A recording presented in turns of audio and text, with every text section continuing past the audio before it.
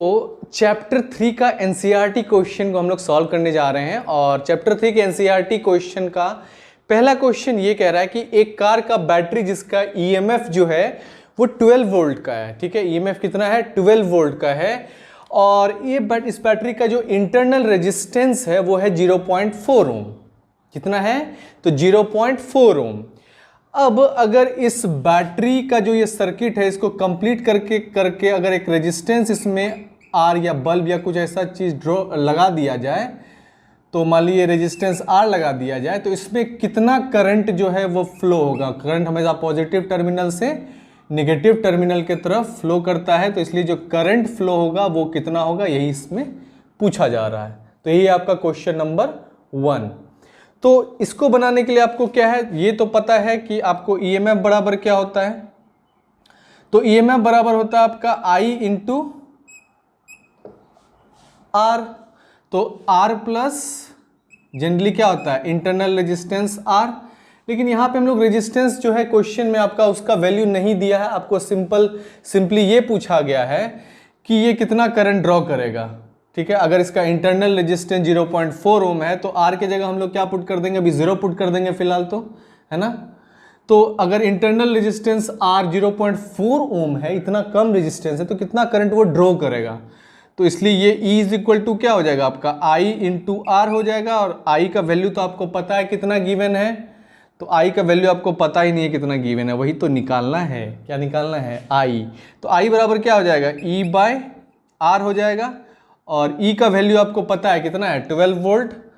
और जो रेजिस्टेंस है वो कितना गिवन है आपका, तो रेजिस्टेंस आपका 0.4 ओम गिवन है। तो वोल्ट बाय ओम, तो ये हो गया कितना, 120 बाय 4, तो ये हो जाएगा क्या, 0.4 बाय 10, तो ये 10 ऊपर चल जाएगा, तो 120 बाय 4, तो ये कितना हो जाएगा, 30 वोल्ट। तो इसलिए इसका आंसर क्या हो गया, 30 ampere. Volt by resistance, volt by ohm क्या होता है, करंट। तो वोल्ट बाय ओम 30 एम्पेयर का करंट इसमें फ्लो करेगा। तो जो मैक्सिमम अमाउंट ऑफ करंट जो ये बैटरी ड्रॉ कर सकता है वो कितना है, तो वो करंट है आपका 30 एम्पेयर का। आई बात समझ में? जिसमें आपका क्या गिवन था, इंटरनल रेजिस्टेंस 0.4 गिवन था, ईएमएफ आपका बैटरी 12 वोल्ट का गिवन था, तो कितना मैक्सिमम करंट ये ड्रॉ कर पाएगा। तो ईएमएफ का फॉर्मूला आपको इसलिए पता है कि I into R plus R होता है, जिसमें ये R जो है गिवन तो है नहीं, आपको बस इतना पूछा जा रहा है कि इंटरनल 0.4 ओम होने पर ये बैटरी कितना amount of current maximum draw कर सकता है। तो इसलिए E इज इक्वल टू, इसकी जगह तो अभी 0 ही पुट करना है इस रेजिस्टेंस की जगह, क्योंकि ये रेजिस्टेंस तो आपका सवाल में दिया ही नहीं हुआ है। तो इसलिए इसकी जगह 0 पुट कर दिया, तो ये हो जाएगा I इंटू आर। और I निकालना है आपको, तो इस R को आप इधर ले आओगे तो ये E बाय आर हो जाएगा। E का वैल्यू आपका 12 वोल्ट गिवन है और R का वैल्यू आपका 0.4 ओम गिवन है। तो इसलिए 12 वोल्ट बाय 0.4 ओम को जब डिवाइड करोगे, तो इसको जब हटाओगे, ये बाय 10 हटाओगे, तो ये 10 ऊपर चला जाएगा, ये हो जाएगा 12 गुना 10 120, और ये बाय 4 तो 30 चौके 120 होता है, इसलिए 30 क्या हो गया, एम्पेयर। तो इसके थ्रू कितना करंट फ्लो करेगा, 30 एम्पेयर। तो ये था आपका क्वेश्चन नंबर 1। अब सॉल्व करेंगे हम लोग क्वेश्चन नंबर 2।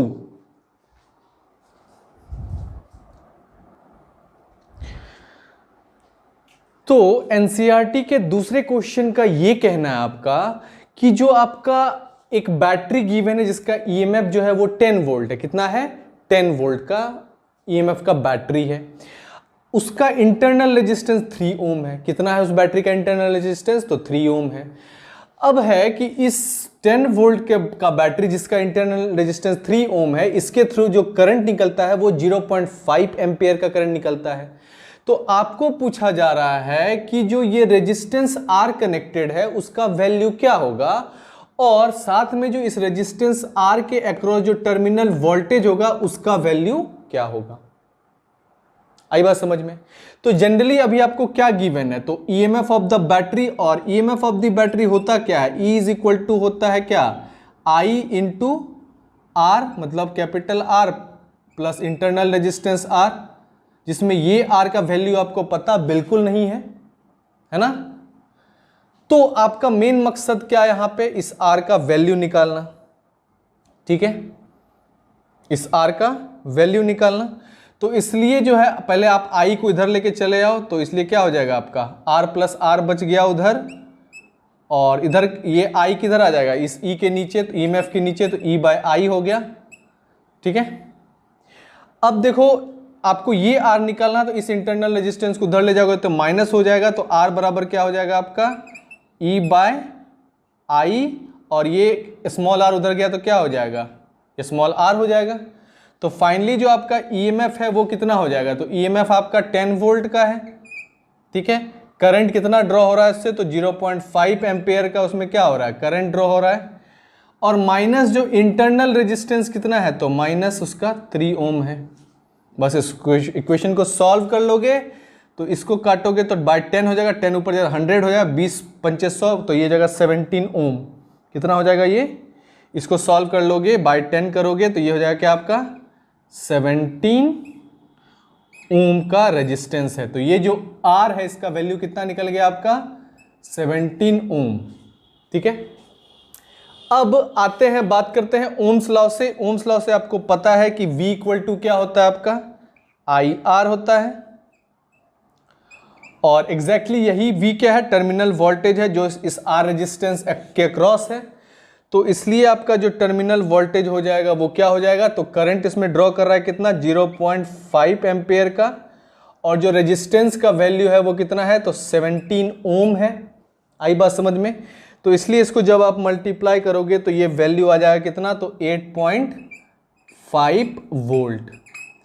तो इसलिए जो ये बैटरी जिसका EMF 10 वोल्ट था और इंटरनल रेजिस्टेंस का वैल्यू 3 ओम था, जिसके थ्रू जो 0.5 एम्पेयर का करंट निकला था, ये गुजर रहा है आपको 17 ओम के रेजिस्टेंस से, मतलब 17 ओम के रेजिस्टेंस से, और इसके बीच का जो टर्मिनल वोल्टेज है इस 17 ओम के थ्रू ये कितना है 17 आपका कितना है, तो 8.5 वोल्ट। मतलब 10 वोल्ट का बैटरी था, उसका घट के EMF था 10 वोल्ट, लेकिन टर्मिनल वोल्टेज कितना हो गया 8.5 वोल्ट, मतलब डिक्रीज कर गया 10 वोल्ट से कितना 1.5 वोल्ट जो है कम हो गया। अब ये किसके कारण हुआ होगा, तो इंटरनल रेजिस्टेंस के कारण हुआ होगा, है कि नहीं। तो ये है आपका क्वेश्चन नंबर 2। अब सॉल्व करेंगे हम लोग क्वेश्चन नंबर 3।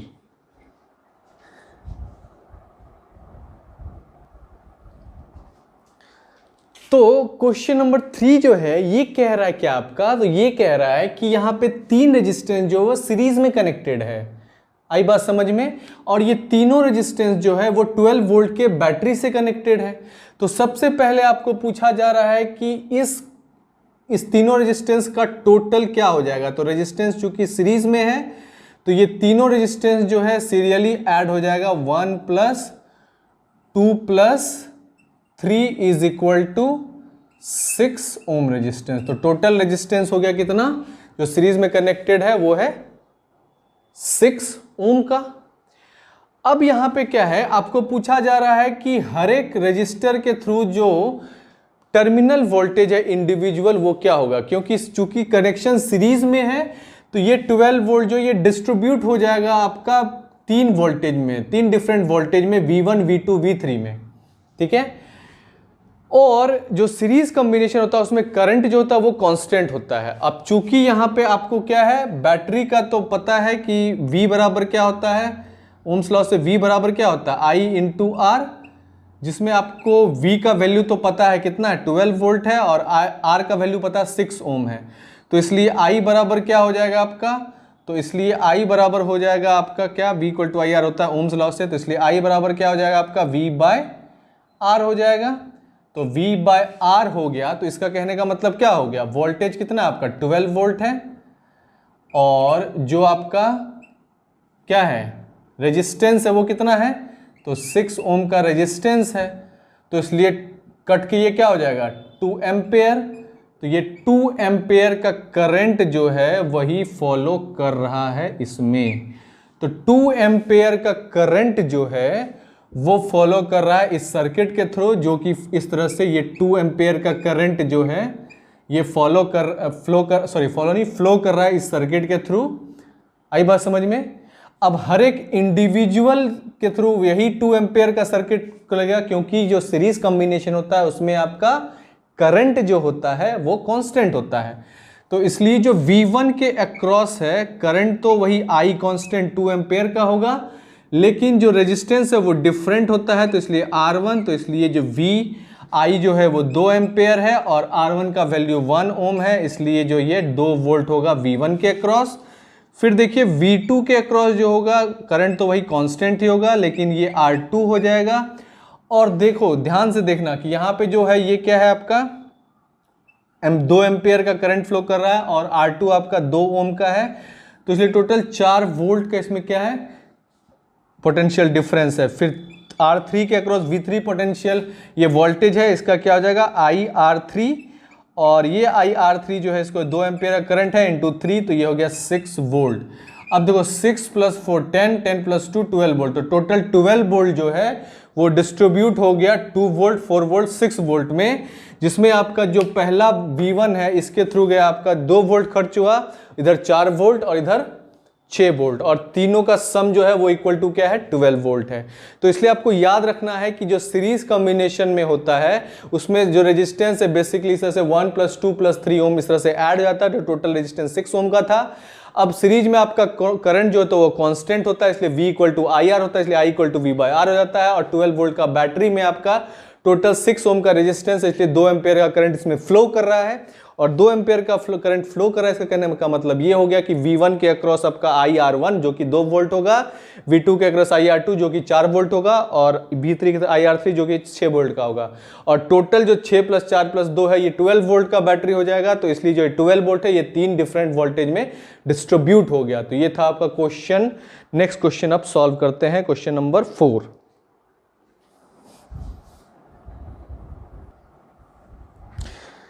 तो जस्ट अभी क्वेश्चन नंबर 3 सॉल्व करने के बाद वो तो सीरीज कॉम्बिनेशन पे बेस्ड था, लेकिन क्वेश्चन नंबर 4 जो है वो पैरेलल कॉम्बिनेशन पे बेस्ड है, जिसमें ये कहा जा रहा है कि 3 रेजिस्टेंस 2 ओम 4 ओम 5 ओम का कनेक्टेड है पैरेलल में, जो कि कनेक्टेड है 12 वोल्ट बैटरी से।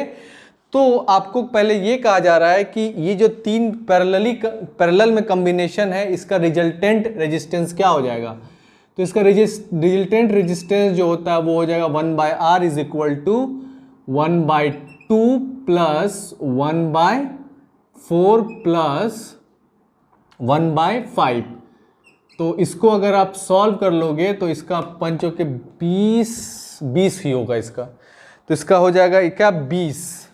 इसका एलसीएम 5 4 2 का एलसीएम कितना हो जाएगा आपका, ये हो जाएगा 20, और 2 × 20 तो यहाँ 10 हो जाएगा, 4 × 5 = 20 तो यहाँ +5 हो जाएगा, और पंचों के 20 तो +4 हो जाएगा। तो ये वैल्यू कितना आ जाएगा आपका, तो ये वैल्यू आ जाएगा आपका 10 5 15 4 19/20 है ना, 10 5 15 4 19/20, और यही हो गया आपका 1/R का वैल्यू। ठीक है, अब क्या करना है आपको R निकालना है, तो क्रॉस मल्टीप्लाई कर दोगे तो 20 यहाँ आ जाएगा, R उधर है 19 नीचे आ जाएगा, तो इसलिए R बराबर क्या हो जाएगा आपका, तो R बराबर हो जाएगा आपका 20 ऊपर चला जाएगा और 19 नीचे चला आएगा। तो ये हो गया क्या रिजल्टेंट रेजिस्टेंस इस तीनों रजिस्टर का जो कि पैरेलल कॉम्बिनेशन में है। तो इस पैरेलल कॉम्बिनेशन का जो रिजल्टेंट रेजिस्टेंस होगा वो कितना होगा आपका 20/19 वोल्ट। अब याद रखिए कि जब भी आपका पैरेलल कॉम्बिनेशन में होता है तो जो करंट यहां से निकलेगा आपका 12 वोल्ट बैटरी से इस पॉजिटिव टर्मिनल से इधर निगेटिव के तरफ, ये डिस्ट्रीब्यूट होगा यहाँ 3 पार्ट में। तो एक हो जाएगा इधर क्या I1, इधर हो जाएगा I2 और इधर हो जाएगा I3। तो पैरेलल कॉम्बिनेशन में करंट जो है वो डिस्ट्रीब्यूट हो जाता है 3 भागों में।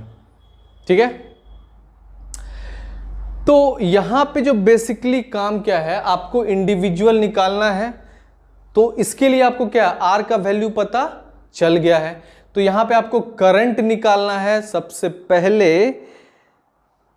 तो इसके लिए कुछ जरूरत नहीं है, बस वोल्टेज का तो पता है, क्योंकि ओम्स लॉ से आप क्या जानते हैं, ओम्स लॉ से हम लोग को तो ये पता है ओम्स लॉ से कि V = क्या होता है IR होता है ना। आपको I निकालना है तो क्या हो जाएगा V/R, और चूंकि देखिए जब भी पैरेलल कॉम्बिनेशन में वोल्टेज क्या होता है कांस्टेंट होता है, तो इसलिए जो होता है आपका रेजिस्टेंस बस डिफरेंट होता है। तो I1 बराबर क्या हो जाएगा V/R1, और V क्या है 12 वोल्ट है वो कांस्टेंट ही रहेगा, और R1 कितना है आपका तो 2 ओम का है, तो ये हो जाएगा 6 एम्पेयर का करंट I1। सेम इस तरह से क्या हो जाएगा, I2 हो जाएगा जो कि क्या होता है V/R2 हो जाता है, और ये V कितना है 12 वोल्ट, और ये R2 कितना है 4 ओम, तो ये हो जाएगा 3 एम्पेयर का करंट। और फिर I3 जो है ये कितना हो जाएगा आपका V/R3, और ये V कितना है आपका 12 वोल्ट, और R3 कितना है 5 ओम, तो ये हो जाएगा 2.5 एम्पेयर का करंट। तो इसलिए जो I1 जो है वो हो जाएगा कितना 6 एम्पेयर, I2 जो है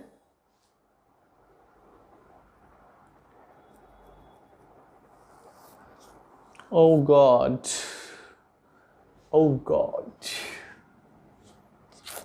बैटरी जो है यहाँ पे 12 वोल्ट का नहीं है, ये बैटरी है आपका 20 वोल्ट का, है ना। तो इस 20 वोल्ट का बैटरी है ये, अच्छा सॉरी न्यूमेरिकल में दिया गया 20 वोल्ट, इसलिए कुछ नहीं करना यार, बस इसको 20 कर दो, 20/2 कितना हो गया, ये 10 एम्पेयर हो गया, ये 20 है तो ये हो जाएगा 5 एम्पेयर, और ये 20 है तो ये हो जाएगा 4 एम्पेयर, है ना, ठीक है। तो ये 20 वोल्ट का बैटरी जो है इसके थ्रू गया क्या, I1 10 ampere, I2 5 ampere, I3 4 ampere, तो टोटल करंट हो गया 10 5 15 4 20 एम्पेयर। तो इसलिए जो करंट इससे फ्लो किया टोटल वो कितना है 20 एम्पेयर का करंट फ्लो किया। आई बात समझ में, 20 एम्पेयर है क्या, कितना है 10 5 15 19 एम्पेयर, सॉरी 10 5 15 4 19 एम्पेयर, गड़बड़ा गया यार, 19 एम्पेयर। तो करंट जिसमें फ्लो करेगा कितने का, तो 19 एम्पेयर का करंट फ्लो करेगा। तो इसमें कुछ नहीं था, बस इसका कॉम्बिनेशन का रिजल्टेंट निकालना था। तो ये पैरेलल कॉम्बिनेशन तरह से होता है, 19/20 हो गया, तो इसलिए R बराबर 20/19 हो गया। अब B = IR होता है, तो इसलिए I = V/R लिख दिए।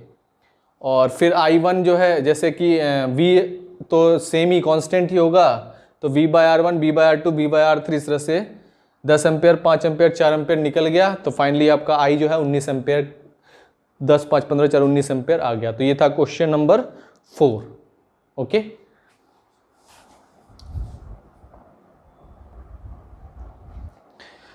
अब नेक्स्ट क्वेश्चन जो आपका कह रहा है वो ये कह रहा है कि एक हीटिंग एलिमेंट है जो कि कोई भी वायर हो सकता है, उस वायर का टेम्परेचर कॉफिशिएंट, मतलब जो डिपेंडेंस ऑफ रेजिस्टिविटी में जो हम लोगों ने पढ़ा था, टेम्परेचर डिपेंडेंस ऑफ रेजिस्टिविटी में, उसी से ये न्यूमेरिकल रिलेटेड है, जिसमें ये कहना है कि एक जो है हीटिंग एलिमेंट है जिसका कि टेम्परेचर कॉफिशिएंट जो है वो कितना गिवन है, वो गिवन है आपका 1.70 × 10⁻⁻⁴। तो जो अल्फा है आपका वो गिवन है कितना, तो वो गिवन है 1.70 गुना 10⁻⁻⁴, और ये डिग्री सेल्सियस, ठीक है।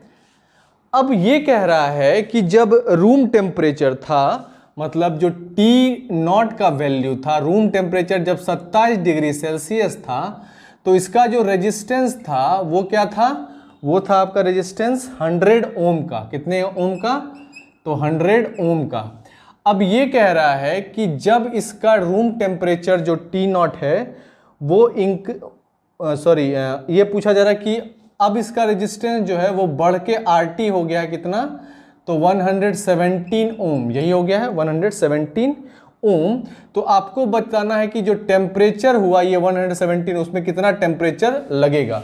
तो ये कंसेप्ट आपका टेम्परेचर डिपेंडेंस ऑफ रेजिस्टिविटी का, जिसमें फॉर्मूला होता था कि आपका temperature coefficient alpha is equal to, याद कर लो, ये RT माइनस R0 अपॉन, ये होता था क्या आपका, तो ये हो जाता था RT माइनस R0 अपॉन, और ये हो जाता था R0 into T minus T0, तो T माइनस T0, यही था इसका फॉर्मूला।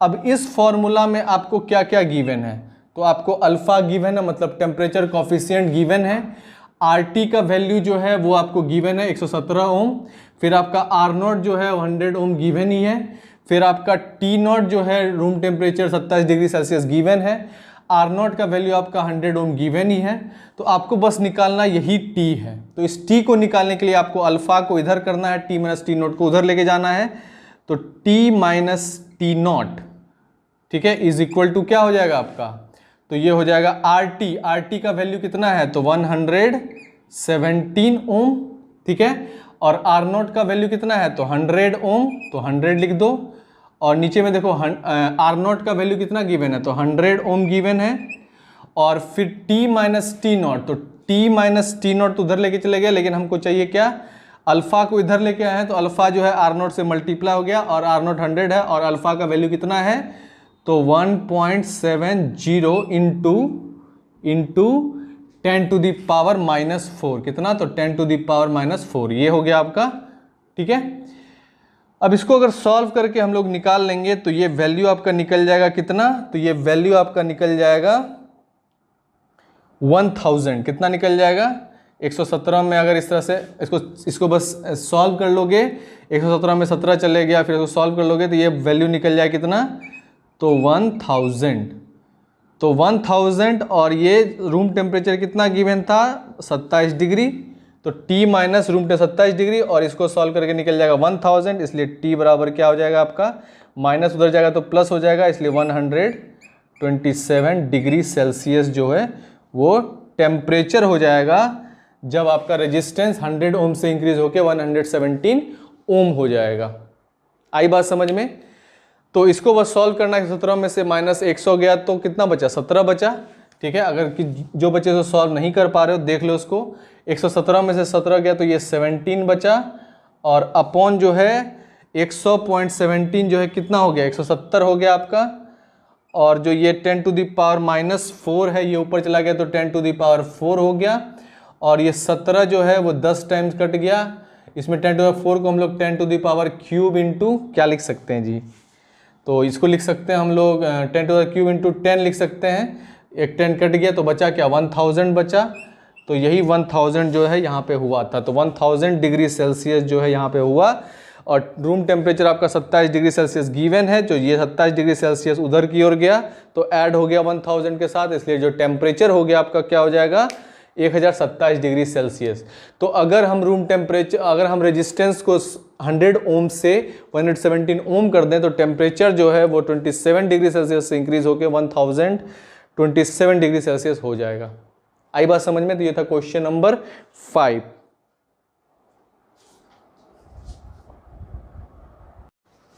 तो एनसीईआरटी के क्वेश्चन नंबर 6 का क्या कहना है कि एक आपका यूनिफॉर्म वायर दिया गया है 15 मीटर लेंथ का, है ना, जिसका क्रॉस सेक्शन एरिया कितना है, 6 into 10 to the power minus 7 metre square, और इसका जो रेजिस्टेंस कैपेसिटी है वो है 5 ओम का। कितने का, तो 5 ओम का।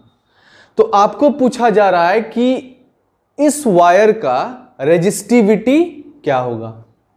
तो ये कितना आसान सा फॉर्मूला एक आपने पढ़ा था, किसमें, तो रेजिस्टेंस और रेजिस्टिविटी के रिलेशन में, कि जो रेजिस्टेंस होता है और रेजिस्टिविटी का रिलेशन होता है वो गिवन होता है R इज इक्वल टू ये रो, जिसको हम लोग रेजिस्टिविटी कहते हैं, L मतलब लेंथ ऑफ दिस वायर, और A होता है एरिया ऑफ क्रॉस सेक्शन, मतलब ये वाला वायर का ये क्रॉस सेक्शनल एरिया। अब इसमें कैलकुलेट आपको क्या करना है, तो यही रेजिस्टिविटी कैलकुलेट करना है। तो रेजिस्टिविटी कैलकुलेट करने के लिए आपको A को इस साइड लेके जाना पड़ेगा और L को इसके नीचे लेके आना पड़ेगा।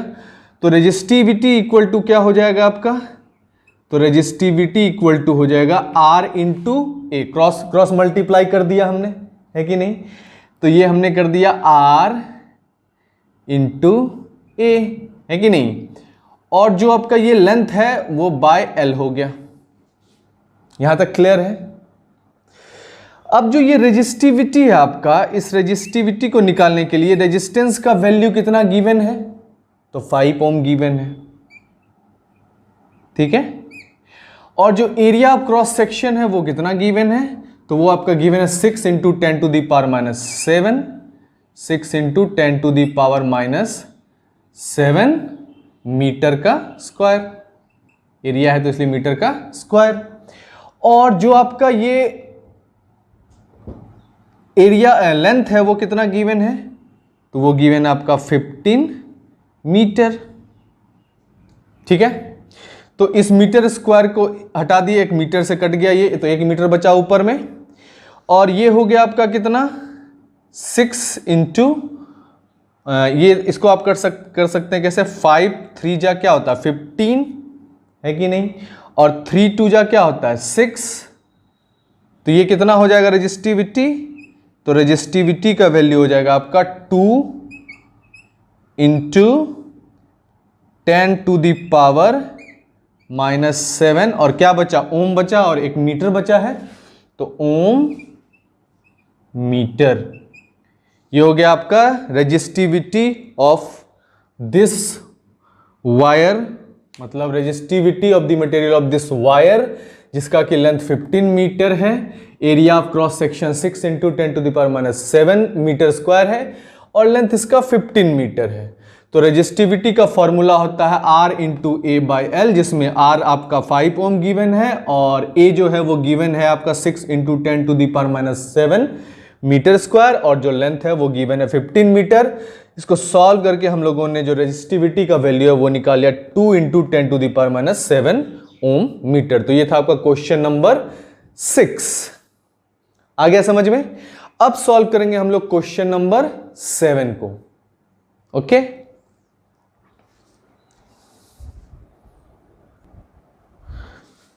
तो क्वेश्चन नंबर जो आपका 7 है उसका कहना यह है कि आपका एक सिल्वर वायर गिवन है, उस सिल्वर वायर का आपको निकालना है टेम्परेचर कॉफिशिएंट, जिसको हम लोग अल्फा कहते हैं।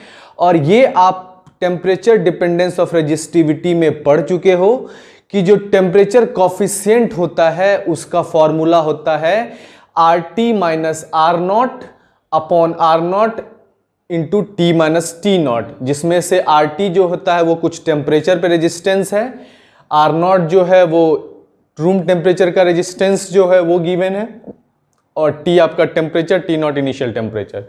तो इसमें बेसिकली जो आपका वैल्यू गिवन है R0 का वो है 2.1 ओम, जो रेजिस्टेंस गिवन है आपका 27.5 डिग्री सेल्सियस पे, मतलब 27.5 डिग्री सेल्सियस पे वो गिवन है 2.1 ओम। तो आपको, और जो RT आपका गिवन है 100 डिग्री सेल्सियस पे वो गिवन है 2.7 ओम। तो आपको कैलकुलेट करना क्या है, टेम्परेचर कॉफिशिएंट। तो सिंपल आप इस अल्फा जो टेम्परेचर कॉफिशिएंट है इसमें सारे वैल्यू को पुट कर दोगे, जिसमें कि RT का वैल्यू आपका है कितना, तो ये है 2.7 ओम माइनस R0 का वैल्यू कितना आपका, तो 2.1 ओम, और जो आपका ये हो गया आपका RT माइनस R0, और RT माइनस R0 का वैल्यू, और जो आपका R0 का वैल्यू है वो कितना है, तो वो है आपका 2.1 ओम ही गिवन है, और इनटू क्या हो जाएगा ये, तो T माइनस T0, तो T का वैल्यू कितना है, तो T का वैल्यू है आपका, T का वैल्यू कितना है, तो 100 डिग्री सेल्सियस और माइनस 27.5 डिग्री सेल्सियस। तो ये वैल्यू आपका गिवन है। यहां तक क्लियर है हम लोग? तो ये टेम्परेचर कॉफिशिएंट का सारा वैल्यू पुट करने के बाद ये ओम कैंसिल हो जाएगा, और ऊपर में आपका बच जाएगा कितना, तो 2.7 माइनस 2.6 बच गया आपका 0.6, और जो नीचे है उसका वैल्यू कितना हो जाएगा, तो ये हो जाएगा 2.1, और इनटू 100 माइनस 27 करोगे तो कितना हो जाएगा, कैलकुलेट कर लो, तो ये हो जाएगा आपका 77.5। हाँ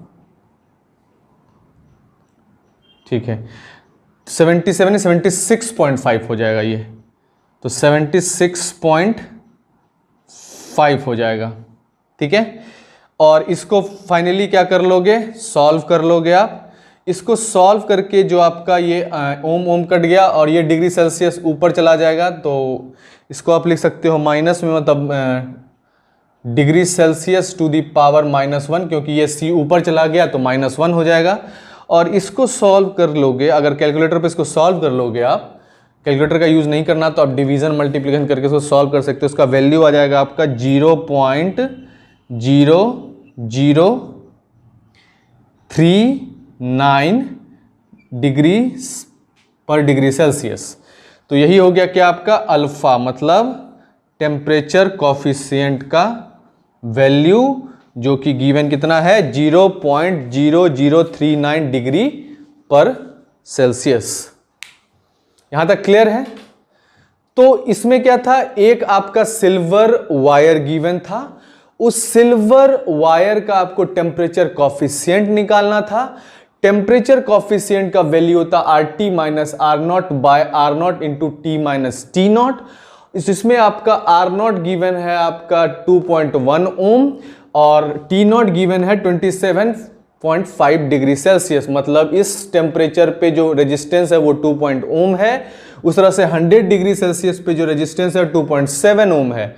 तो आपको कैलकुलेट करना है यहाँ पे टेम्परेचर कॉफिशिएंट, और टेम्परेचर कॉफिशिएंट यहाँ पे अल्फा है, जो इस फॉर्मूला पे हम लोग सेट कर देंगे। सारा वैल्यू पुट करने के बाद, सॉल्व करने के बाद जो आपका टेम्परेचर कॉफिशिएंट है उसका वैल्यू आ जाएगा 0.0039 डिग्री पर डिग्री सेल्सियस।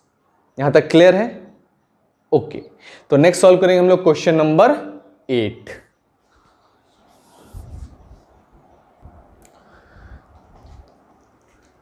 तो क्वेश्चन नंबर 8 का कहना है कि एक आपका नाइक्रोम का वायर है, किसका? नाइक्रोम का, है ना, जो कि हीटर में यूज होता है। ठीक है, तो वो जो नाइक्रोम का वायर है वो एक हीटिंग एलिमेंट है, ठीक है, जिसको 230 वोल्ट के बैटरी पे, मतलब 230 वोल्ट के बैटरी पे हम लोग ऑपरेट कर रहे हैं। ठीक है, तो जब ये 230 वोल्ट बैटरी पे काम कर रहा होता है तो ये ड्रॉ करता है 3.2 एम्पेयर का करंट। कितने एम्पेयर करंट खींचता है? 3.2 एम्पेयर का करंट खींचता है। तो कुछ सेकंड के बाद, मतलब कुछ सेकंड के बाद जो ये करंट होता है ये 3.2 एम्पेयर से ये 2.8 एम्पेयर हो जाता है, और फिर ये कांस्टेंट हो जाता है, मतलब स्टीडी हो जाता है, एक समान हो जाता है। क्लियर है? फिर क्या होता है कि जो ये 2.8 एम्पेयर का जो स्टीडी कांस्टेंट करंट है उसका टेम्परेचर क्या होगा अगर रूम टेम्परेचर जो है वो 27 डिग्री सेल्सियस गिवन है। ठीक है, और साथ में जो आपका अल्फा है, मतलब टेम्परेचर कॉफिशिएंट है, उसका वैल्यू भी गिवन है 1.7 इंटू 10⁻⁴ पर डिग्री सेल्सियस।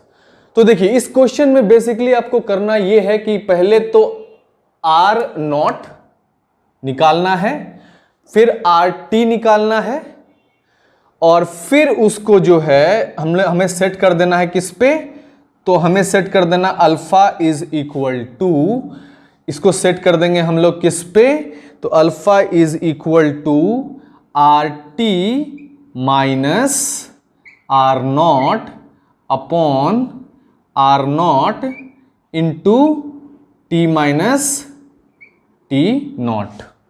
ठीक है, तो इसके लिए आपको जो है यही टेम्परेचर आपको फाइंड आउट करना है, जिसमें आपका अल्फा का वैल्यू गिवन है, RT R0 का वैल्यू निकालना है आपको, और फिर जाके आपको ये T0 का वैल्यू गिवन है रूम टेम्परेचर पे। इस T का वैल्यू निकालने के लिए क्या करना होगा आपको?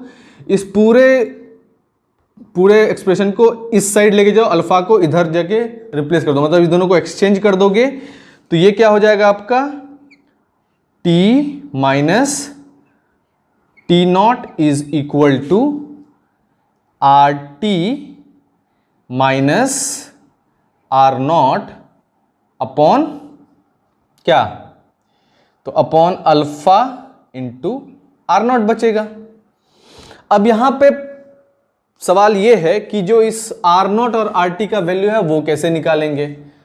तो इसके लिए आपको बस बेसिकली कुछ नहीं करना है, आपको सिंपल ये फॉर्मूला लगाना है कि जो आपका ओम्स लॉ से आप पढ़ चुके हो, क्या पढ़ चुके हो ओम्स लॉ से, तो ओम्स लॉ से पढ़ चुके हो V equal to I R, तो R equal to V by I होगा, तो इसलिए 230 वोल्ट बाय 3 एम्पेयर कितना हो जाएगा आपका, सो 230 बाय 3 कितना हो जाएगा आपका, तो ये अप्रॉक्सीमेटली इसको 230 बाय 3 को डिवाइड करो जल्दी से, तो ये वैल्यू आपका हो जाएगा कितना, तो ये हो जाएगा 3 कितना था, करंट कितना एम्पेयर का है, तो सॉरी करंट है आपका 3.2 एम्पेयर का, तो करंट जो है वो है 3.2 एम्पेयर का, तो इसको 3.2 से डिवाइड करेंगे, जब 230 को 3.2 से डिवाइड करेंगे तो इसको डिवाइड करके आपका वैल्यू आ जाएगा 71.87 ओम, 71.87 ओम कितना आ जाएगा, 71.87 ओम। तो इस 230 वोल्ट को जब 3.2 एम्पेयर से डिवाइड करेंगे तो जो इनिशियल रेजिस्टेंस R0 इसका वैल्यू आ जाएगा 71.87 ओम, ठीक है। सेम उसी तरह से जब आप 230 वोल्ट को डिवाइड करोगे 2.8 एम्पेयर से तो इसका वैल्यू जो है वो कितना आ जाएगा, तो वो आ जाएगा आपका 82.14, कितना आ जाएगा 82.14 ओम। तो ये हो गया आपका R0 का वैल्यू 71.87 ओम और RT का वैल्यू हो जाएगा 82.14 ओम। तो आपका RT और R0 मिल गया। R0 का वैल्यू कितना है, तो 71.87। ये टेम्परेचर और अल्फा जो कॉफिशिएंट है उसका वैल्यू आपको पता है 1.7 इंटू 10⁻⁴ पर डिग्री सेल्सियस होता है। तो बस इसका वैल्यू जो है आप उसमें पुट कर दो और वैल्यू निकाल लो, कितना आसान है। तो अगर इसको पुट करते हैं, RT की जगह कितना पुट करेंगे, तो 82.14, ठीक है। और R0 की जगह कितना पुट करेंगे, तो 71.87, तो 71.87 और फिर जो अल्फा का वैल्यू है वो कितना गिवन है आपका, तो 1.7 इंटू कितना गिवन है, 1.7 इंटू 10⁻⁴,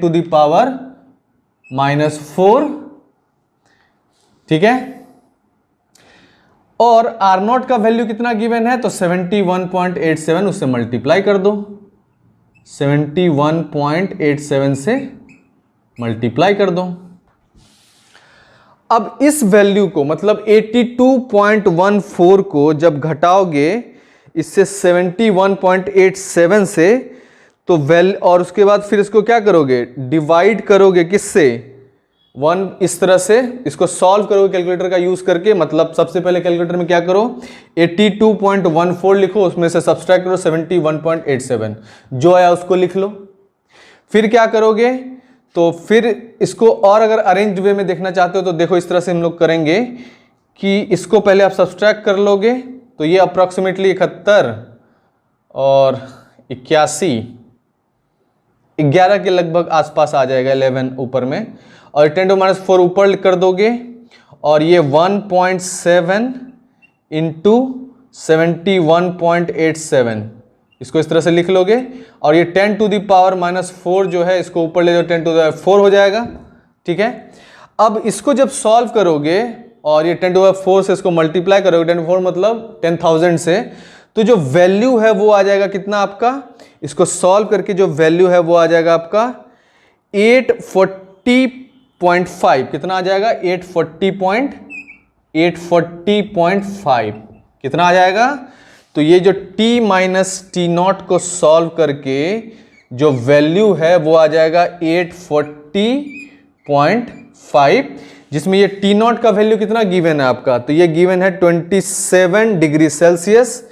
तो इस T0 को माइनस T0 को अगर उधर लेके जाएंगे तो प्लस T0 हो जाएगा, इसलिए T बराबर क्या हो जाएगा 840.5 प्लस कितना कर दोगे इसमें, तो 27, तो ये वैल्यू आ जाएगा आपका 867.5 डिग्री सेल्सियस, 867.5 5 डिग्री सेल्सियस। तो फाइनली जो टेम्परेचर है वो कितना आ गया, जो इस टेम्परेचर का वैल्यू है वो कितना आ गया, तो ये हो गया 867.5 डिग्री सेल्सियस।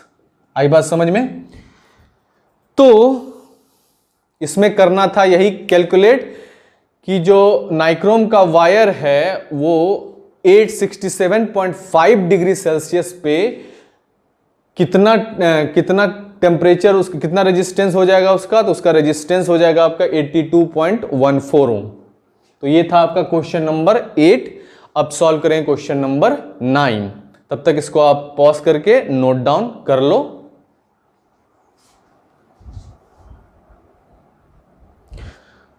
तो जो आपका ये क्वेश्चन नंबर 9 है, इस क्वेश्चन नंबर 9 का क्या कहना है, ये फिगर आपका गिवन है और इस फिगर, जो फिगर ये गिवन है, इससे आपको I1, I2, I3 और I4 करंट निकालना है। ठीक है, तो जो आर्म AB है इसके थ्रू करंट जो गया उसको निकालना है, आर्म BC के थ्रू जो करंट गया उसको निकालना है, और फिर आर्म CD के थ्रू जो करंट गया उसको निकालना है, और आर्म BD के थ्रू जो करंट गया उसको निकालना है। तो क्वेश्चन थोड़ा सा लेंदी है, तो इसको सबसे पहले मैं समझाता हूँ सॉल्व कैसे करना है। तो इसको आपको किरचॉफ्स के सेकेंड लूप रूल का यूज करके सॉल्व करना है। इसमें आपको पहला लूप लेना है ABDA। कौन सा लूप लेना है? ABDA। इससे आपका पहला इक्वेशन बनेगा। तो जिस तरह से ये 10 वोल्ट का बैटरी से करंट इधर से निकला I1, तो ये जो करंट निकल रहा है ये कौन सा है, तो ये करंट है आपका I1। तो I1 इधर से निकला और ये दो भागों में बट गया, I2 और I3। ठीक है, करंट चूंकि पैरेलल, उधर पैरेलल हो गया ये, तो ये दो भागों में करंट बढ़ गया, I2 और I3 में। ठीक है, उसके बाद ये I2 करंट इस पॉइंट B पे पहुंचा, तो ये फिर दो भागों में बढ़ गया, एक तो I4 में बढ़ गया। ठीक है, और जो बचा I2 के बाद, I2 यहां तक था और I2 में से I4 को घटाने के बाद जो बचा वो इधर चला गया था, इसलिए I2 माइनस I4। सेम उसी तरीके से फिर क्या हुआ, जो ये करंट I3 आ रहा था इधर से और ये I4 आ रहा था इस पॉइंट D पे, ये दोनों मिलके मर्ज होके I3 प्लस I4 हो गया। ठीक है, और फिर पॉइंट C पे जो है यही I2 और I3 जो है वो बाहर निकलेगा, क्योंकि चार्ज कंजर्वेशन का यहाँ पे रूल लगता है कि charge can nether be created nor be destroyed. तो जितना करंट निकला उतना ही करंट क्या हो, फिर बाहर हो गया। तो I3 प्लस I2 जो है वो दोनों बाहर हो गया, लेकिन इस रेजिस्टेंस के कारण क्या हुआ, उसमें से जो I1 करंट जो निकलेगा उसको हम लोग माइनस कर देंगे, तो I3 plus I2 plus minus I1 होगा। तो इसके लिए आपको क्या है, दो लूप, मतलब 3 लूप से 3 इक्वेशन निकलेगा। पहला लूप होगा A B D A, फिर दूसरा लूप होगा आपका B C D B, इससे दूसरा इक्वेशन निकलेगा, और फिर तीसरा लूप होगा आपका A B C F E A।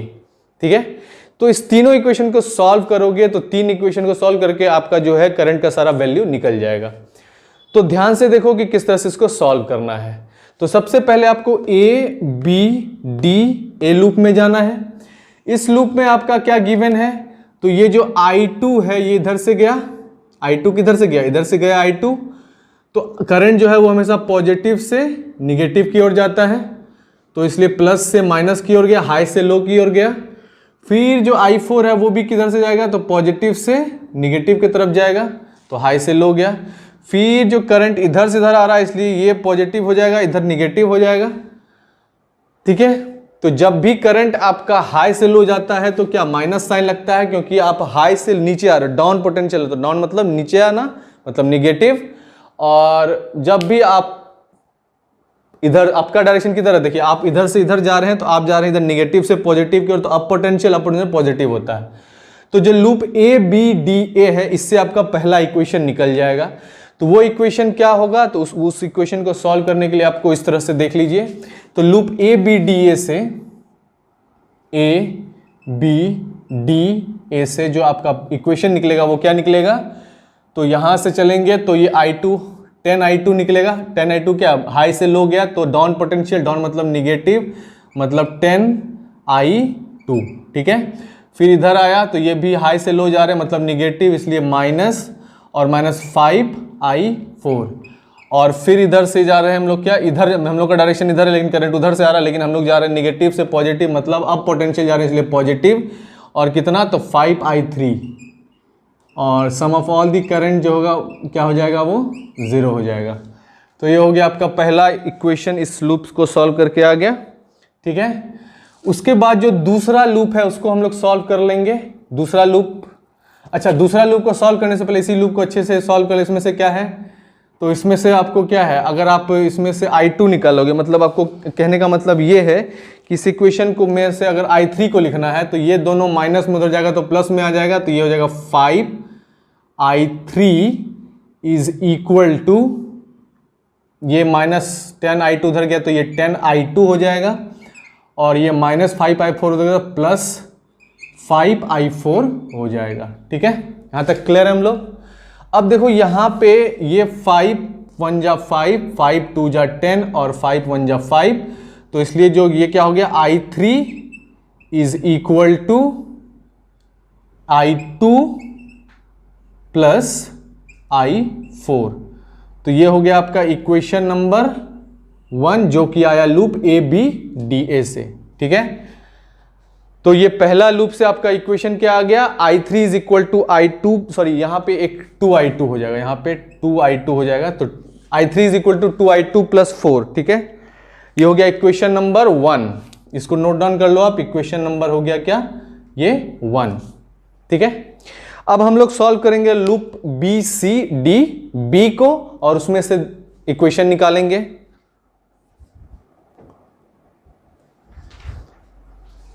तो अब जो दूसरा लूप है आपका BCDB, इस लूप को सॉल्व करेंगे तो करंट जो है इधर से आ रहा है इसलिए पॉजिटिव से निगेटिव की ओर करंट जाता है, फिर करंट इधर से इधर जा रहा है तो इसलिए पॉजिटिव से निगेटिव की ओर जाता है, और ये तो आपको पता ही है। तो हमारा डायरेक्शन है BCDB में, तो सबसे पहले चलेंगे हम लोग BC की तरफ, तो ये हो जाएगा IR, मतलब, और जो कि हाई से लो जा रहे हैं इसलिए किसका साइन देंगे, माइनस का साइन, माइनस कितना, तो 5, और ये जो करंट आ रहा है i2 माइनस i4, इसको लिख लेंगे हम लोग, और फिर आएंगे इधर, तो ये क्या है, ये लो से हम लोग का डायरेक्शन देखिए, लो से हाई की तरफ है, मतलब अप पोटेंशियल, मतलब लो से हाई जा रहे हैं, नीचे से ऊपर जा रहे हैं तो हाई जा रहे हैं, तो अप मतलब पॉजिटिव, इसलिए पॉजिटिव का साइन, और ये i3 plus i4, i3 plus i4, और इसमें मल्टीप्लाई कर दो क्या आप, तो इसमें मल्टीप्लाई कर दो 10। ठीक है, क्योंकि 10 ओम का रेजिस्टेंस है।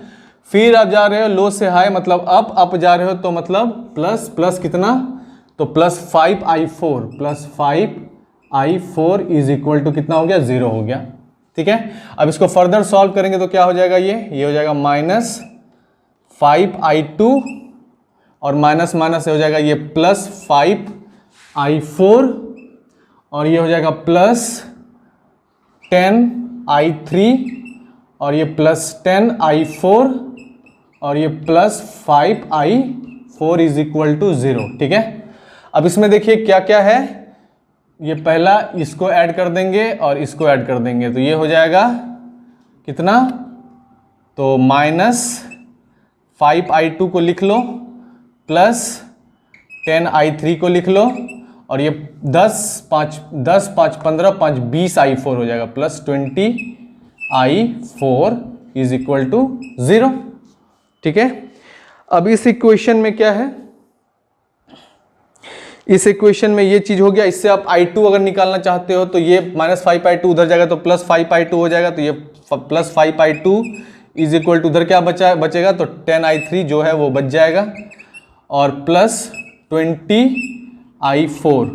अब देखो 5 1 जा 5, 5 2 जा 10, 5 4 जा 20, तो अब देखो ये क्या बच गया, i2 is equal to 2i3 plus 4i4, और ये हो गया आपका इक्वेशन नंबर 2, जो कि किस लूप को सॉल्व करके आया, जो कि आपका BCDB को सॉल्व करके आया। तो इस BCDB में इधर से गए आप तो हाई से लो जा रहे तो -5 इंटू i2 माइनस i4, फिर इधर आपका डायरेक्शन इधर से इधर की ओर है, तो इधर आप हाई से लो से हाई आ रहे तो पॉजिटिव, इसलिए प्लस 10, और जो ये करंट i3 प्लस i4 को मल्टीप्लाई कर दो, फिर इधर से लो से हाई जा रहे हो मतलब प्लस 5i4, फिर इसको सॉल्व करके जो इक्वेशन आ गया आपका वो क्या, इसमें से i2 is equal to 2i3 plus 4i4। तो ये हो गया आपका लूप BCDB को सॉल्व करके ये आपका इक्वेशन आ गया। अब सॉल्व करेंगे हम लोग क्या, ABCFEA, ये वाला लूप को सॉल्व करके तीसरा इक्वेशन निकालेंगे। ठीक है,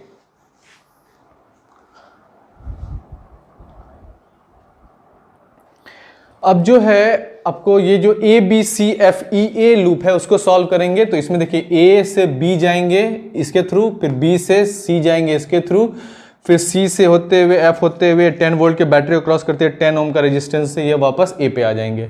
तो चलिए स्टार्ट करते हैं इसको, इस लूप में घूमना। तो ये हो जाएगा क्या, हाई से लो मतलब निगेटिव, तो निगेटिव मतलब 10i2, फिर इधर आए तो हाई से लो मतलब निगेटिव, निगेटिव कितना, तो 5, और ये हो जाएगा i2 माइनस i4, और फिर जाके ये जो है इधर से आए किधर, इधर से आए इधर की ओर, तो ये क्रॉस किया हमने निगेटिव से पॉजिटिव की तरफ, मतलब लो से हाई गए, तो लो से हाई मतलब पॉजिटिव 10, और फिर हम लोग गए इधर से i1 होते हुए 10i1 प्लस 10i1 पे, तो 10i1 इज इक्वल टू 0 हो गया।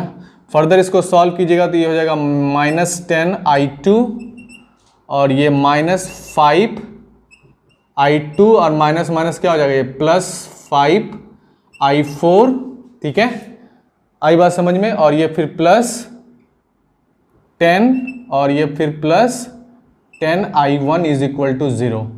तो देखिए यहाँ पे एक 10i1 है तो उसको पहले लिख लीजिए 10i1, और फिर कितना है 10i2 minus 10i2 minus 5i2, तो हो जाएगा माइनस 15i2, और फिर प्लस 5i4 हो जाएगा इतना, और फिर प्लस 10 इज इक्वल टू क्या हो जाएगा 0। ठीक है, और फिर जाके जो है ये इस पार्टिकुलर इक्वेशन से आप क्या करोगे,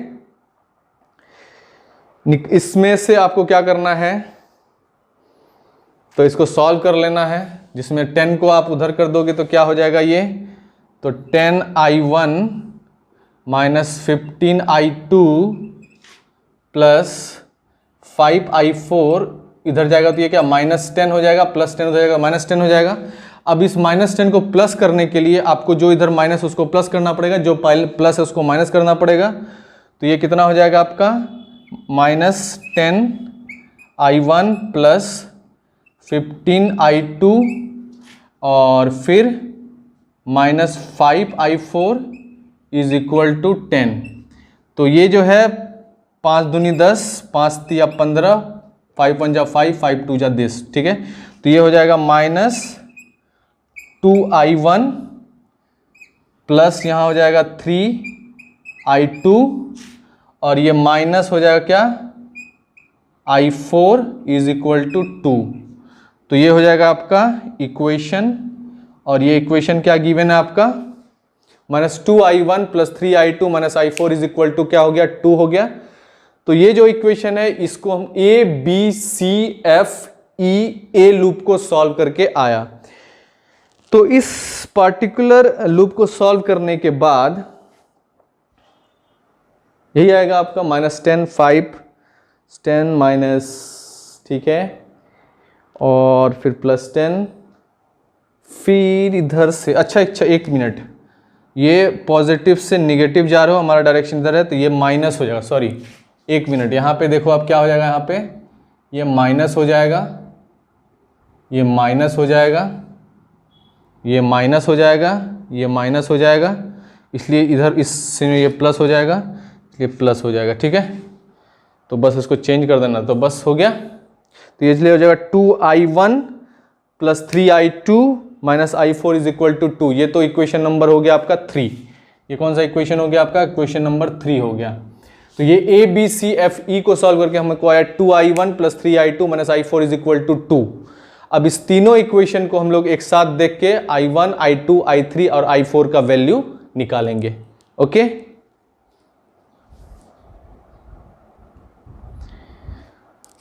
तो अब क्या करना है, इक्वेशन 1 और 2 को देखिए, अपने कॉपी में इक्वेशन 1 और 2 को देखिए। इक्वेशन 1 क्या है, तो i3 is equal to 2i2 plus i4, और इक्वेशन 2 क्या है, i2 equal to 2i3 plus 4i4। अब इस इक्वेशन को सॉल्व करोगे आप, तो इसमें क्या करना है आपको, जो i2 का इस इक्वेशन पुट 2 इन 1, किसके जगह, तो i2 के जगह। तो i3 बराबर क्या हो जाएगा आपका, तो ये हो जाएगा 2, और i2 का वैल्यू क्या हो जाएगा, 2i3 प्लस 4i4, और ये फिर प्लस i4, ठीक है। तो फाइनली i3 बराबर क्या हो जाएगा, ये 2 दूनी 4, 4i3 प्लस 8i4 और प्लस i4। अब ये क्या है, 8 1 9i4, तो ये i3 बराबर क्या हो जाएगा आपका, 4i3 प्लस 9i4। अब ये 4i3 इधर माइनस हो जाएगा, तो -3, और ये प्लस i3 घट जाएगा, तो ये क्या बच जाएगा, -3, ये -4i3 इधर आ जाएगा, इधर प्लस i3, तो -4 प्लस 1 कितना जाएगा, -3 हो जाएगा, तो -3i3 is equal to 9i4। तो इस माइनस को उधर कर देंगे, तो ये क्या हो जाएगा, 3 3 जा 9 हो जाएगा ये, तो और ये i3 बराबर क्या हो जाएगा, -3i4। तो ये हो गया आपका इक्वेशन नंबर 4। तो ये इक्वेशन 1 और 2 को सॉल्व करके हम लोग एक इक्वेशन ले, i3 is equal to -3i4, और ये हो गया आपका इक्वेशन नंबर 4। आई बात समझ में। अब फिर नेक्स्ट हम लोग 4 और 4 को 1 में पुट करके इसको देखेंगे।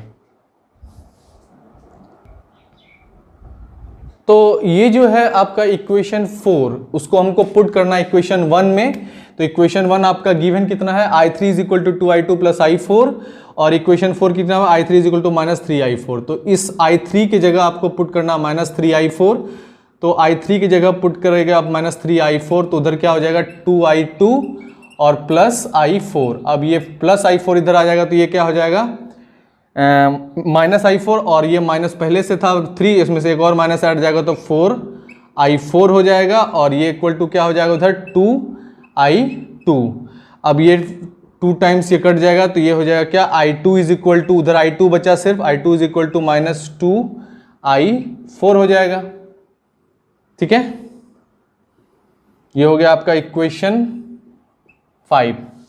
तो इक्वेशन 5 हो गया, i2 is equal to -2i4। तो अब इसको फर्दर सॉल्व करेंगे।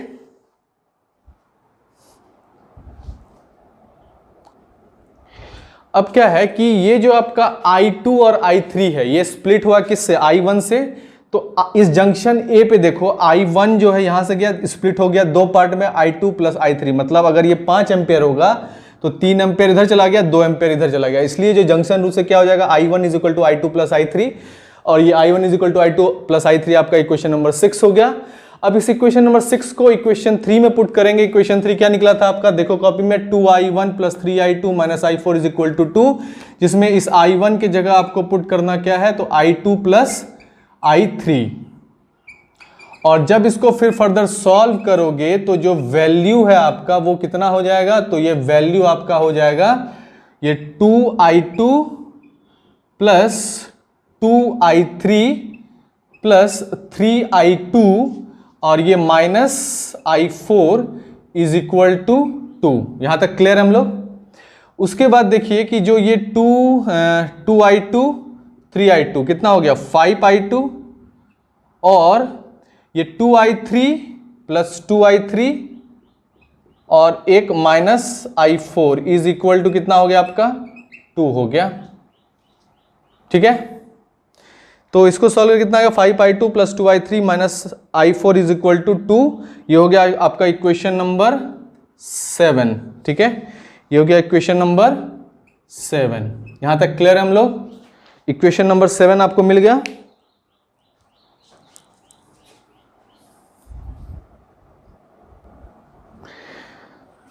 तो इक्वेशन 4 से आपको क्या मिला था, i3 is equal to -3i4। Equation 5 से क्या मिला था आपको, i2 is equal to -2i4। और इक्वेशन 7 से क्या मिला आपको, 5i2 plus 2i3 minus i4 is equal to 2। अब इसमें इक्वेशन 4 और 5 को इक्वेशन 7 में पुट कर दो, मतलब I3 के जगह जो है -3i4 पुट कर दो और I2 के जगह -2i4 पुट कर दो। तो ये जो इक्वेशन है 7 वो हो जाएगा क्या, I2 के जगह पुट करना है -2i4 और फिर जाके प्लस I3 की जगह पुट करना -3i4, तो ये हो जाएगा 2 = -3i4, ठीक है। और फिर जाके जो आपका ये -i4 है उसको एज इट इज लिख दो और फाइनली ये 2 लिख दो, ठीक है। तो ये 5 दूनी 10, तो ये -10i4 हो जाता है और ये प्लस -6i4 हो जाता है और ये -i4 हो जाता है और ये =2 हो जाता है, ठीक है। तो इससे आपका 10, 6, 16, 1, 17, तो ये हो जाता है -17i4 और -17i4 = 2, तो इसलिए i4 = हो जाता है आपका कितना, तो ये हो जाता है -2/17 एम्पेयर। तो ये निकल गया आपको i4 का वैल्यू। तो i4 का वैल्यू कितना निकला आपका, -2/17 एम्पेयर। यहां तक क्लियर हम लोग। अब i4 का वैल्यू आप देखिए, i4 का वैल्यू चूंकि आपको पता है और i3 का वैल्यू इससे आराम से निकल जाएगा आपका कितना, तो i3 का वैल्यू निकल जाएगा -3 इंटू, और i4 तो आपको पता है कितना हो गया, -2/17। तो इसको फर्दर सॉल्व कर लोगे तो ये कितना निकल जाएगा, 3 माइनस प्लस 3 2 6, 6/17 एम्पेयर। तो i3 का वैल्यू कितना निकल गया आपका, 6/17 एम्पेयर। सिमिलरली i2 भी निकल जाएगा इसी से, तो i2 का वैल्यू कितना हो जाएगा, इसको निकाल लेते हैं। तो i2 का वैल्यू हो जाएगा आपको -2 और जो ये वैल्यू निकला आपका i4 का कितना निकला, तो ये निकला -2/17 एम्पेयर। तो माइनस प्लस हो जाता है, तो 4/17 एम्पेयर। तो i2 का वैल्यू कितना निकला, 4/17 एम्पेयर। तो इतना निकलने के बाद अब i1 का वैल्यू निकालना है। तो i1 बराबर क्या हो जाता है, आपको पता है i1 बराबर कितना था, i2 + i3, i1 बराबर क्या था, i1 बराबर i2 + i3, i2 का वैल्यू कितना है, 4/17 एम्पेयर है और प्लस i3 का वैल्यू कितना है, तो 6/17 है। तो ये हो जाएगा i1 का वैल्यू कितना हो जाएगा, तो 10/17 एम्पेयर, ठीक है। तो इससे आपको क्या मिल गया, i1, i2 और i3 का वैल्यू। तो इसलिए आपका i1 का वैल्यू कितना हो गया, तो i1 का वैल्यू हो गया आपका, i1 का वैल्यू हो गया 10/17 एम्पेयर। i2 का वैल्यू क्या हो गया आपका, i2 का वैल्यू हो गया 4/17 एम्पेयर। उस तरह से i3 का वैल्यू कितना हो गया आपका, i3 का वैल्यू हो गया 6/17 एम्पेयर और i4 का वैल्यू कितना हो गया आपका, तो i4 का वैल्यू हो गया -2/17 एम्पेयर। अब क्या है, आपका सारा वैल्यू निकल गया एक एक करके। i2 = 10/17 ampere, i1 = 10/17 ampere, 10/17 ampere और i2 का वैल्यू 4/17 एम्पेयर, i3 का वैल्यू 6/17 एम्पेयर और i4 का वैल्यू -2/17 एम्पेयर। तो इसमें कितना करंट जाएगा, ए बी आर्म में, तो i2 का वैल्यू कितना, 4/17 एम्पेयर, तो इसको लिख दो 4/17 एम्पेयर। फिर देखो BC में कितना जाएगा, तो i2 - i4, तो 4/17 में आप -2/17 करोगे तो ये कितना हो जाएगा आपका BC आर्म में, तो ये हो जाएगा 6/17 एम्पेयर। मतलब इसको 4/17 एम्पेयर को उससे में माइनस करो, -2/17 एम्पेयर, तो आपका 6/17 एम्पेयर करंट हो जाएगा BC आर्म में। फिर उसी तरह से आपका जो CD आर्म है उसमें आपको क्या है, i3 + i4, मतलब आपको 6/17 और प्लस -2/17 करना है, तो ये हो जाएगा 4/17 एम्पेयर। तो ये -4/17 एम्पेयर हो जाएगा यहाँ पे, -4/17 एम्पेयर इस आर्म के थ्रू, CD आर्म के थ्रू जाएगा। और फिर फर्दर इसको सॉल्व करोगे तो i1 जो है, BD के थ्रू जाएगा कितना, तो BD के थ्रू जाएगा आपका कितना एम्पेयर, BD के थ्रू जाएगा i3 कितना है, 6/17 एम्पेयर है। तो फाइनली जो है आपका हर एक आर्म के थ्रू जो कितना करंट गया वो सॉल्व होगा। ये तो बहुत लेंदी सवाल था और बहुत ही कॉम्प्लेक्स सवाल है, लेकिन इसको आप आराम से देखोगे, समझोगे तो आ जाएगा, ठीक है। तो स्टेप बाय स्टेप इसको फिर से आप रिपीट करके देख लो, हर एक इक्वेशन को लिखते जाना, उसको याद रखना किसमें कौन सा पुट करके कौन सा वैल्यू निकालना है। तो ये था आपका क्वेश्चन नंबर 9। अब सॉल्व करेंगे हम लोग क्वेश्चन नंबर 10 को। तो क्वेश्चन नंबर 10 में गिवन है एक मीटर ब्रिज का ये अरेंजमेंट होता था, और मीटर ब्रिज में जब एक इधर से बैटरी कनेक्ट कर देंगे तो बैटरी कनेक्ट होने के बाद जो इसमें करंट फ्लो करेगा उसमें जो है इस गैल्वेनोमीटर का करंट को हम लोग को जीरो दिखाना होता है। अगर जीरो फ्लो करना होता है तो इसके लिए आपको क्या है, इस पॉइंट पे चेक करना जॉकी डाल के कि कहाँ पे जो है गैल्वेनोमीटर का डिफ्लेक्शन जीरो हो जाए और इसके थ्रू करंट जीरो हो जाए। तो जिस पॉइंट पे ये जीरो होगा उसी को हम लोग बैलेंसिंग लेंथ कहते हैं। और इस सवाल में आपका गिवन है कि जो बैलेंसिंग लेंथ है वो आपका गिवन है एक 39.5 सेंटीमीटर। तो बैलेंसिंग लेंथ L जो है उसका वैल्यू गिवन है 39.5 सेंटीमीटर। तो दूसरा जो लेंथ है वो कितना हो जाएगा, तो 100 माइनस दूसरा लेंथ हो जाएगा आपका L1 ये गिवन है, L2 जो लेंथ है वो 100 माइनस 39.5 सेंटीमीटर हो जाएगा, जिसका वैल्यू हो जाएगा 60.5 सेंटीमीटर।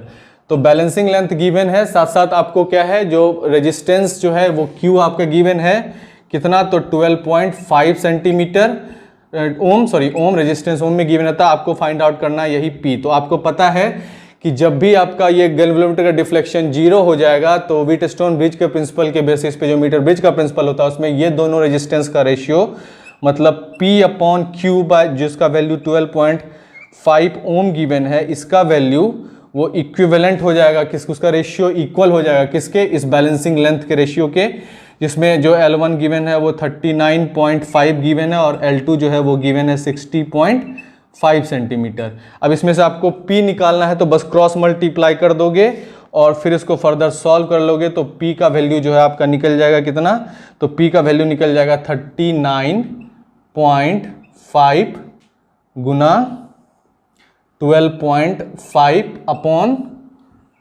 60.5। तो इसको फर्दर आपको सॉल्व करना होगा, आप इसको कैलकुलेटर से भी कर सकते हो। तो फर्दर जब इसको सॉल्व कर लोगे, इसमें क्या है x ही निकालना है, ठीक तो था, ओके सॉरी ये यहाँ पे एक प्रॉब्लम हो गया। क्या प्रॉब्लम हो गया कि जो है एक्स वाई बाय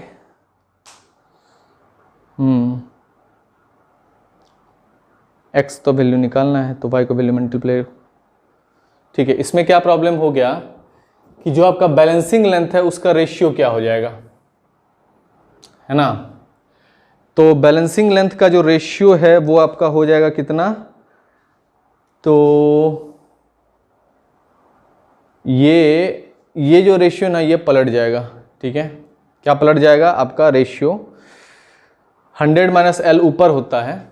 जब भी आपने इक्वेशन पढ़ा होगा तो उसमें क्या था, P/Q is equal to 100 minus L by L, इस तरह से होता था, ठीक है। तो इसलिए 100 माइनस एल कितना वैल्यू आया 60.5, तो ये वैल्यू आ जाएगा आपका कितना 60.5 सेंटीमीटर और ये कितना हो जाएगा आपका 39.5। तो बस इतना ही चेंज होगा।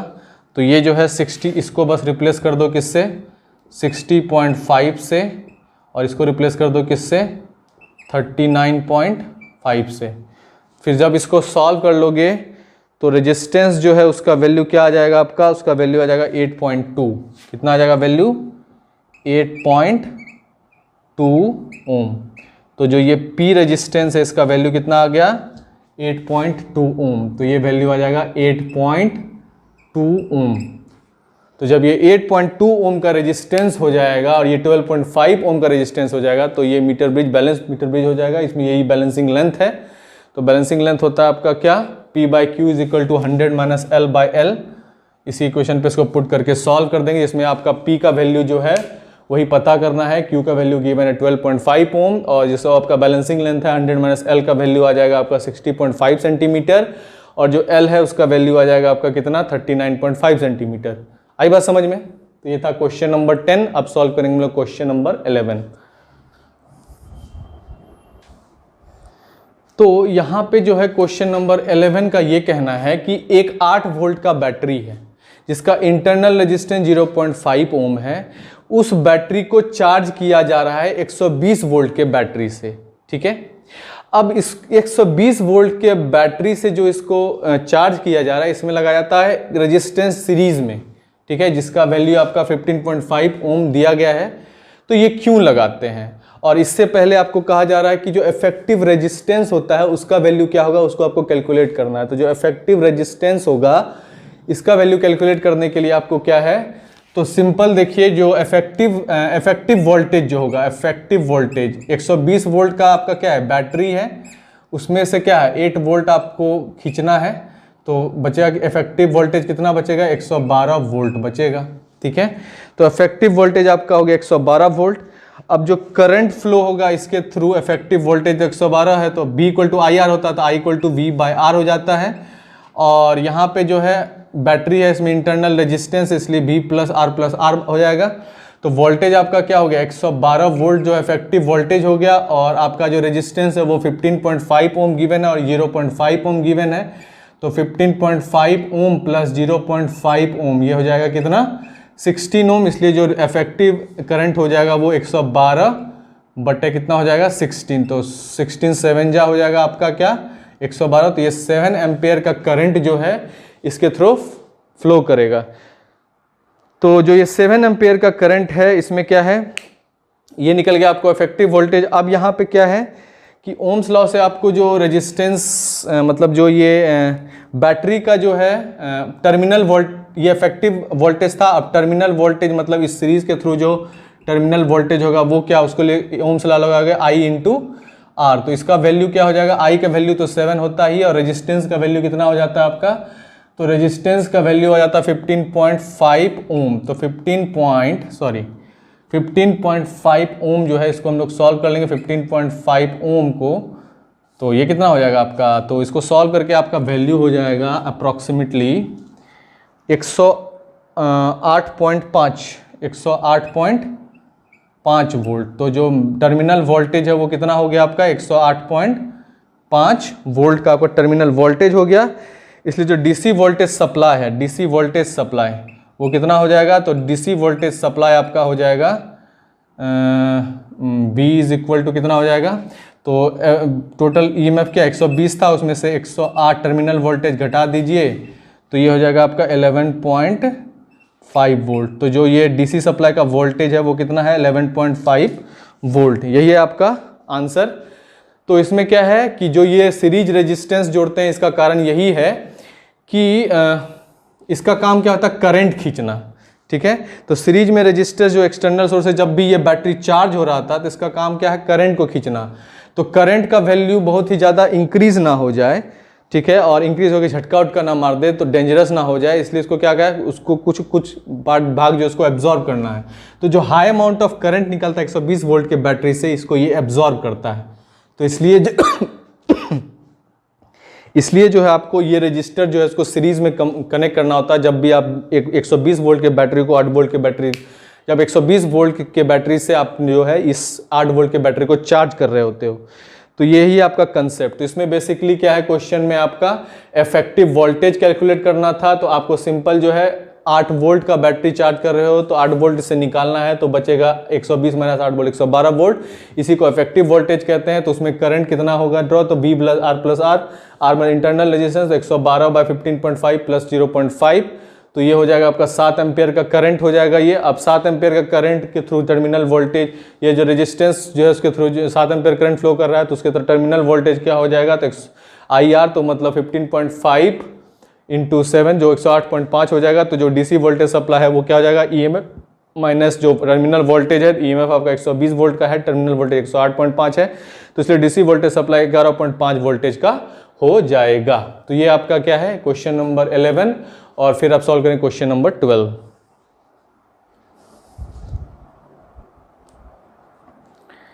तो नेक्स्ट क्वेश्चन का कहना है, क्वेश्चन नंबर 12 का, कि एक पोटेंशियोमीटर गिवन है जिसमें का कि 2 आपका उसमें बैटरी लगा, जिसका पहले का EMF है 1.25 वोल्ट और दूसरे का EMF पता नहीं है। तो जो पहला EMF है उसका बैलेंसिंग लेंथ है L1 = 35 सेंटीमीटर और दूसरे EMF के लिए जो बैलेंसिंग लेंथ है वो L2 गिवन है 63 सेंटीमीटर। तो बैलेंसिंग कंडीशन जो पोटेंशियोमीटर का होता है वो क्या होता है, तो E1 by E2 is equal to L1 by L2, जिसमें आपको E2 का वैल्यू कैलकुलेट करना है। तो E2 का वैल्यू निकालने के लिए आपको क्या है, इसको इधर लेके जाना होगा, E2 को L1 से मल्टीप्लाई करना होगा, ठीक है, E2 को L1 से मल्टीप्लाई करना होगा और E1 को L2 से मल्टीप्लाई करना होगा। अब इसमें आपको E2 निकालना है, तो आपको जो L1 है उसको उधर लेके चले जाना होगा, तो ये E1 L2 बाय L1 हो जाएगा। तो अब इस वैल्यू में E1 का वैल्यू पुट कर दो, कितना है 1.25 वोल्ट है, और इंटू L1 का वैल्यू पुट कर दो, ये 35 सेंटीमीटर है, और अपॉन जो है ये L1 का वैल्यू कितना 63 सेंटीमीटर है, ये आपका 35 सेंटीमीटर है, इसको सही से लिख लो, और ये 63 सेंटीमीटर है। तो सेंटीमीटर सेंटीमीटर कैंसिल हो गया, इसको सॉल्व करोगे तो वैल्यू आपका जो है वो निकल जाएगा 2.25 वोल्ट, 2.25 वोल्ट। यहाँ पे एक चीज़ है L1 इंटू L2 का वैल्यू कितना है 63 सेंटीमीटर, सॉरी देखो यहाँ पे क्या है ना L2 है, यहाँ पे L2 है, सॉरी L2 का वैल्यू कितना 63 सेंटीमीटर है, L1 नीचे में L1 का वैल्यू कितना है, तो ये है आपका 35 सेंटीमीटर, ठीक है 35 सेंटीमीटर कैंसिल हो गया, तो ये वैल्यू बचा 2.2 वोल्ट, 2.25 वोल्ट का ये वैल्यू बच गया। तो जो E2 का वैल्यू है वो कितना आ गया 2.25 वोल्ट। तो जो पोटेंशियोमीटर का बैलेंसिंग कंडीशन है वो क्या है, E1 E2 is equal to L1 by L2, इसलिए इसको क्रॉस मल्टीप्लाई करके E2 का वैल्यू निकाल लेंगे, जो कि वैल्यू आएगा 2.25 वोल्ट।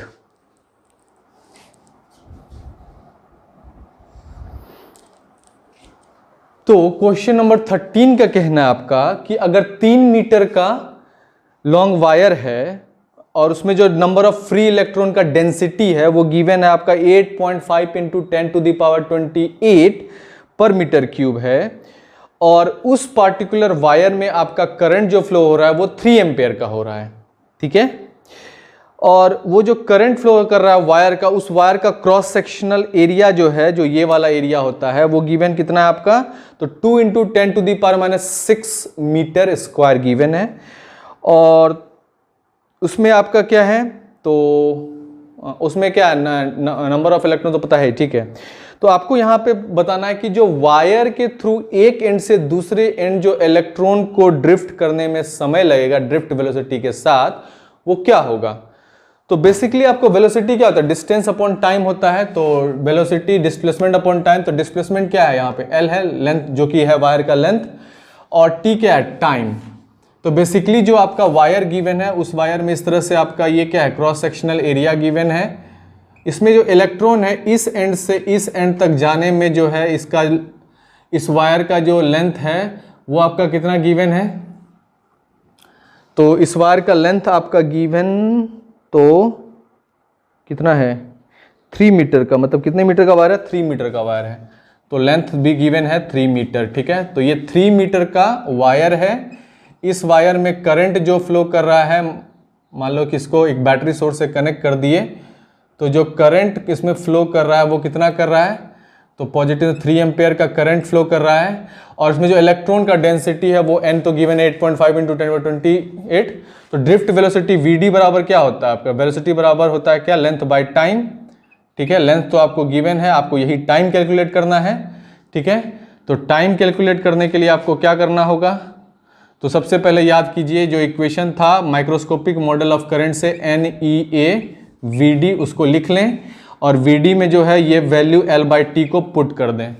तो I बराबर क्या हो जाएगा आपका NEA, और Vd की जगह L/T पुट कर दें, और इस T को बस I की जगह ले जाएं, I को इधर ला के रख दें, तो T बराबर क्या हो जाएगा NEA, और ये क्या है L/I, ठीक है। अब इसमें सारा वैल्यू आपको गिवन ही है, तो इसलिए T का वैल्यू जो है वो निकल जाएगा। N का वैल्यू गिवन कितना है 8.5 into 10 to the power 28 meter cube. E का वैल्यू तो आपको पता है कितना होता है 1.6 into 10 to the power -19 coulomb.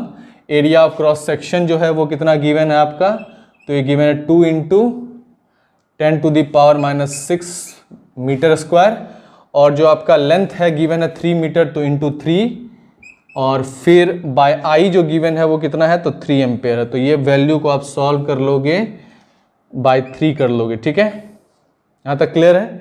जब इसको सॉल्व करोगे तो जो आपका T का वैल्यू है वो कितना हो जाएगा, तो T का वैल्यू आपका निकल जाएगा इसको सॉल्व करके आराम से 2.7 into 10 to the power 4 second, तो इसलिए जो है इस एंड से इस एंड तक जाने में जो इलेक्ट्रॉन को टाइम लगेगा वो लगेगा 2.7 इंटू 10⁴ सेकेंड। आई बात समझ में? तो इसको कैलकुलेट करने के लिए आपको I = NAVD का यूज करना पड़ा। वेलोसिटी वाला लेंथ बाय टाइम होता, मतलब डिस्प्लेसमेंट अपॉन टाइम होता, तो L/T कर दिया, T को उधर किया, I को उधर किया, बस उस वैल्यू को सॉल्व कर लिया। ये वैल्यू आपका सॉल्व हो गया 2.7 × 10⁴ सेकेंड। तो ये था आपका क्वेश्चन नंबर 13। तो यहां तक आपका जो है एक्सरसाइज कंप्लीट होता है NCERT का। और बस एक एक टॉपिक को आप देखते जाओ, एक एक क्वेश्चन को देखते जाओ और उसका सॉल्यूशन जो आप नोट डाउन कर सकते हो। तो आई होप कि ये चीज आपको समझ में आ गया होगा। फिर मिलते हैं आपसे नेक्स्ट क्लास में, तब तक के लिए बाय बाय।